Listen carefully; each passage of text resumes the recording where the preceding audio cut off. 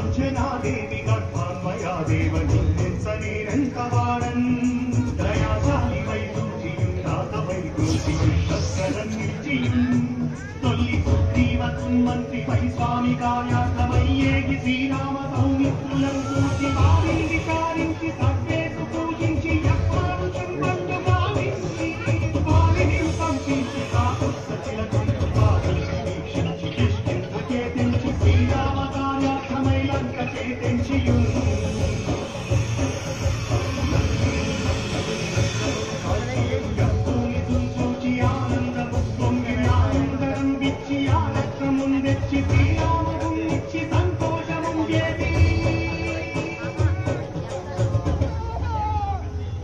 తన ప్రభువులను కాపాడుకోవడానికి వాయువేగంలో పాతాళలోకానికి చేరుకున్న ఆంజనేయ స్వామికి సగం మొసలి సగం వానర రూపంలో ఉన్న వింత జీవి ముఖద్వారం వద్ద కాపలా కాస్తూ కనిపిస్తుంది.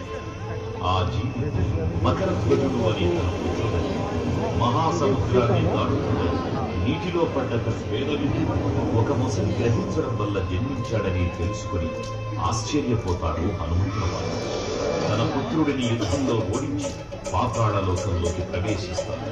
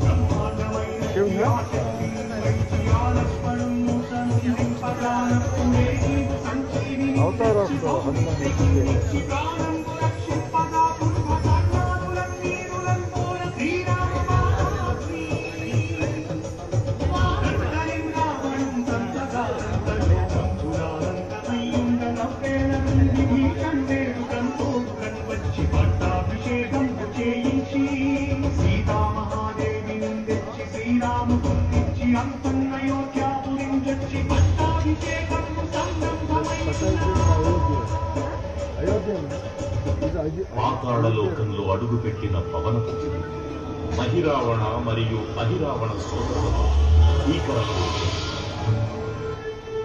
5 దిక్కులలో ఉన్న 5 దీపాలను ఒకేసారి ఆర్పడం ద్వారా మాత్రమే వారి మరణం సంభవిస్తుందని చెప్పడం. అప్పుడు మహాబలి 5 ముఖాల ధారణ చేసి పంచముఖ ఆంజనేయునిగా అవతరించి ఏకకాలంలో 5 దీపాలను ఆర్పివేసి ఆ దుష్ట సోదరులను తుదముట్టిస్తారు.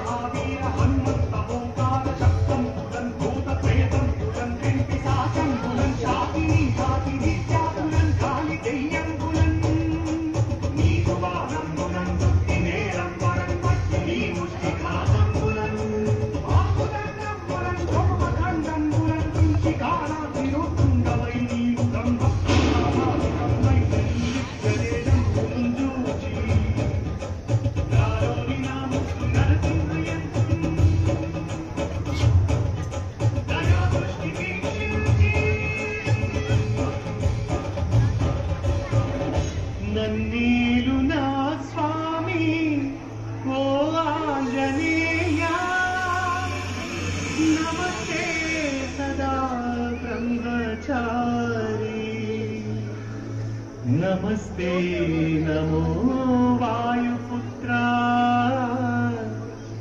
नमस्ते